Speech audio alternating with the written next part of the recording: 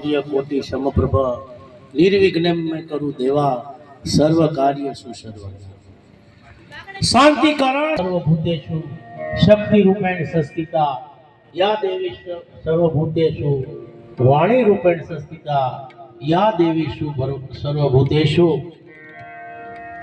शक्ति रूपेण संस्थिता नमोस्तुते नमोस्तुते नमो नमः। આજના કાર્યક્રમમાં આપણે સૌ એકત્રિત થયા હોય, મહેમાનો, શ્રોતાગણ, ભાઈઓ અને બહેનો, આપ સૌ ઉપસ્થિત થયા હોય, અમારા કલાકારો આપ સર્વનું હાર્દિક અભિનંદન કરે છે। આજનો કાર્યક્રમ મેદસ્વીતા ગુજરાત સરકાર તરફથી કમિશનર શ્રી યુવક સેવા અને સાંસ્કૃતિક પ્રવૃત્તિ વિભાગ દ્વારા આર્થિક સહયોગથી આ કાર્યક્રમ ફાળવવામાં આવ્યો છે। આજે ગંભીર રોગ મેદસ્વીતા છે, જેનાથી હાર્ટ એટેક, ડાયાબિટીસ, અનેક શરીરના રોગો ઉદ્ભવ થાય છે।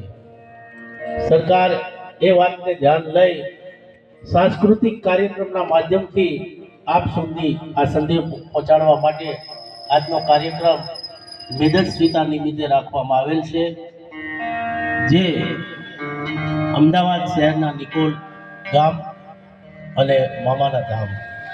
તો આવો આપણે સૌ આજનો કાર્યક્રમ નિહાળીએ અને આજના કાર્યક્રમના કલાકાર મયુરભાઈ ચાવડા, જ્યોત્સનાબેન કાપડી, અશ્વિનભાઈ રાણપુરિયા અને ઇન્ટરનેશનલ આર્ટિસ્ટ એવા અમારા રિધમ માસ્ટર કિશોરભાઈ વાઘેલાની ટીમ અને સહયોગી પ્રવક્તા સાધુ ભૂપેન્દ્રભાઈ।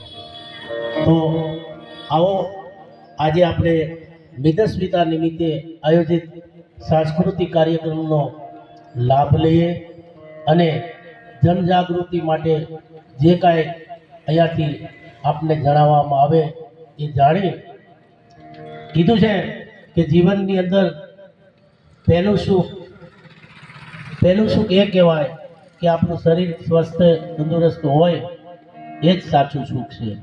તો આજે આપણી સરકારને એ વાતની નોંધ હોય અને જો આવા ભવ્ય કાર્યક્રમ કરી અને જો આપણને જાણકારી આપતા હોય તો આપણે અવશ્ય એ વાત ઉપર ધ્યાન દઈ અને એનો સહભાગી બનવું જોઈએ। હું આભાર માનું છું કમિશનર શ્રી સાહેબ, ગુજરાત ગાંધીનગર યુવા સાંસ્કૃતિક પ્રવૃત્તિ દ્વારા આપવામાં આવેલ કાર્યક્રમનો અભિનંદન આપું છું અને કાર્યક્રમનો આગળ દૂર લઈ જતા આજના મુખ્ય કલાકાર સાહિત્યકાર અશ્વિનભાઈ રાણપરિયાને હું વિનંતી કરી કે આવો અને આજના કાર્યક્રમને રૂડું રંગીલું અને શોભાદાયક બનાવો। ભારત માતા કી જય, ભારત માતા કી જય, જય જય ગરવી ગુજરાત।